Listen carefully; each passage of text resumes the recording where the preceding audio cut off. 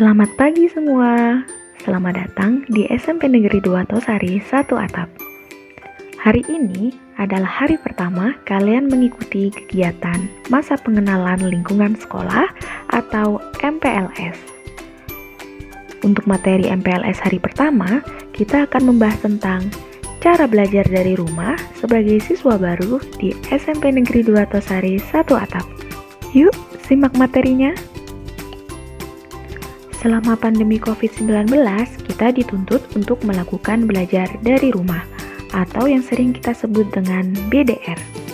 Tujuannya adalah supaya peserta didik mendapatkan layanan pendidikan selama darurat COVID-19, melindungi warga sekolah dari dampak buruk COVID-19, dan mencegah penyebaran serta penularan COVID-19 di sekolah. Kemudian, bagaimana sih caranya belajar efektif selama BDR? Hal yang perlu kalian perhatikan jika ingin belajar secara efektif adalah menetapkan manajemen waktu. Berikut adalah langkah-langkah yang bisa kalian terapkan jika ingin memanajemen waktu kalian ketika belajar. Yang pertama, atur waktu belajar dengan teratur, yaitu dengan mengikuti informasi dari sekolah melalui wali kelas. Yang kedua, kerjakan tugas yang diberikan oleh guru. Yang ketiga, mengatur jadwal belajar. Dan yang keempat, membiasakan diri untuk belajar dan mengerjakan tugas di awal waktu. Setelah kalian bisa mengatur waktu belajar kalian, maka kalian sudah mulai belajar secara efektif. Hal kedua yang perlu kalian perhatikan ketika ingin belajar dengan efektif adalah belajarlah dengan serius. Berikut adalah langkah-langkah yang bisa kalian lakukan jika ingin belajar dengan serius. Yang pertama, fokus ketika melakukan pembelajaran daring dan online. Yang kedua, selama melakukan pembelajaran di internet, terdapat banyak sekali yang mengganggu proses pembelajaran. Antara lain, yang pertama, godaan untuk menonton video. Yang kedua, mengakses media sosial. Yang ketiga, membaca-baca konten berita yang tidak penting dan tidak ada hubungannya dengan pelajaran. Maka, hindarilah ya. Yang ketiga adalah tetaplah pada ruang khusus untuk belajar dan menjauhkan diri dari gangguan anggota keluarga yang lain yang dianggap bisa menghilangkan fokus kalian ketika belajar. Yang kedua adalah selama melakukan pembelajaran di internet, terdapat banyak sekali yang mengganggu proses pembelajaran. Antara lain, yang pertama, godaan untuk menonton video. Yang kedua, mengakses media sosial. Yang ketiga, membaca-baca konten berita yang tidak penting dan tidak ada hubungannya dengan pelajaran. Maka, dihindari ya. Selanjutnya, tetapkan ruang khusus untuk belajar dan menjauhkan diri dari gangguan anggota keluarga yang lain yang dianggap bisa menghilangkan fokus kalian ketika belajar. Hal ketiga yang bisa kalian lakukan jika ingin belajar secara efektif adalah jaga komunikasi dengan guru, wali kelas, dan teman kelas. Berikut adalah cara-cara yang bisa kalian lakukan untuk menjaga komunikasi, antara lain sebagai berikut. Yang pertama, bentuk grup khusus untuk membahas tugas yang diberikan oleh guru. Yang kedua, jalin komunikasi dengan baik untuk menghindari kesalahpahaman. Yang ketiga, mengasah keterampilan komunikasi daring. Dan yang keempat adalah jika memang belum yakin dengan hasil tugas yang dikerjakan, maka segera hubungi guru. Selain 3 hal tadi, ada cara lain yang bisa kalian lakukan supaya bisa belajar secara efektif. Yang pertama, yaitu rajin membuat catatan intisari pelajaran. Kalian bisa membuat catatan kecil di kertas atau buku kecil yang dapat dibawa kemana-mana sehingga dapat dibaca dimanapun kalian berada. Yang kedua adalah menggunakan media dan sumber-sumber yang relevan. Jika kalian hanya menggunakan satu buku saja sebagai patokan untuk belajar, maka kalian tidak bisa belajar dengan maksimal.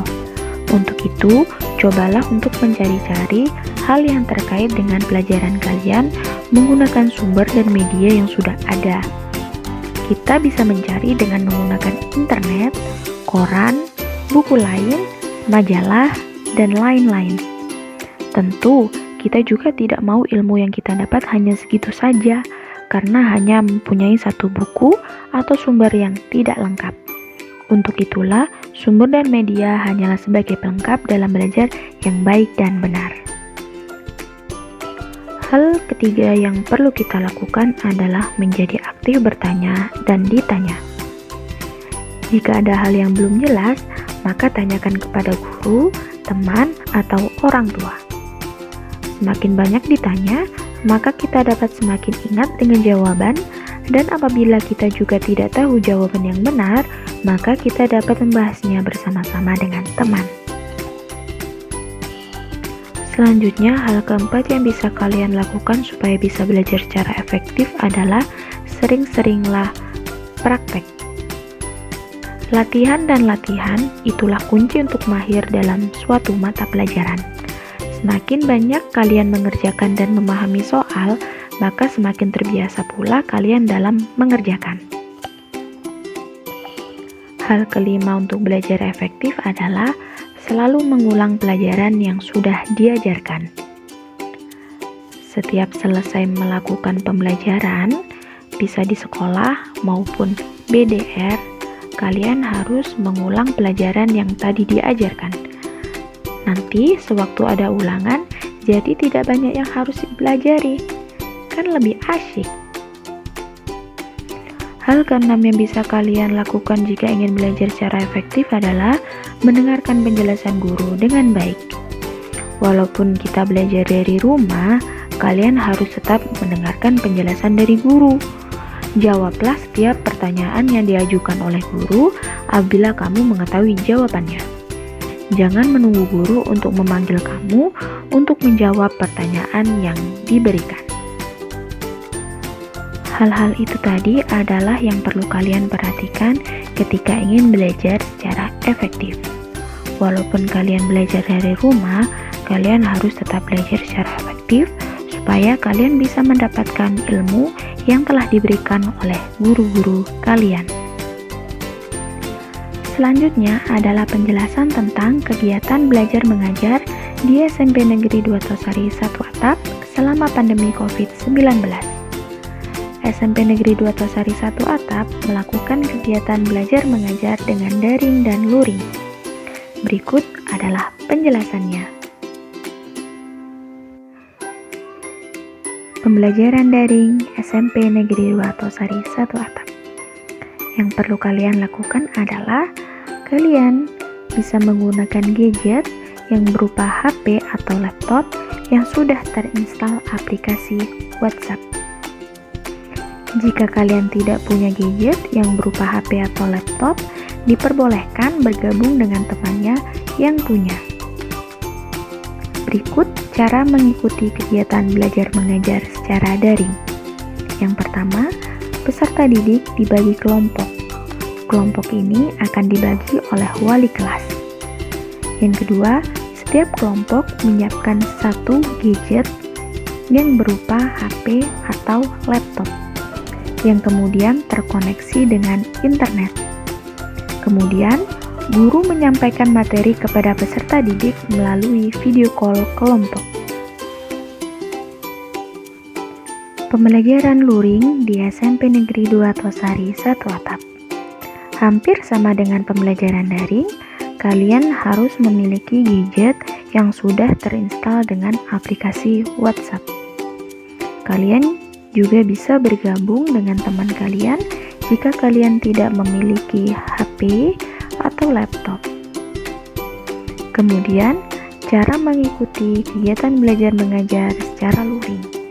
Yang pertama, peserta didik menyiapkan gadget yang berupa HP atau laptop yang terkoneksi dengan internet. Yang kedua, peserta didik bergabung ke grup WhatsApp yang telah disediakan oleh sekolah. Yang ketiga, guru memberikan materi dan tugas melalui grup WhatsApp kelas. Yang keempat, peserta didik belajar dan mengerjakan dari rumah. Yang kelima, tugas dikumpulkan sesuai arahan dari tiap-tiap guru. Tadi itu merupakan penjelasan dari kegiatan belajar mengajar di SMP Negeri 2 Tosari 1 Atap selama pandemi COVID-19.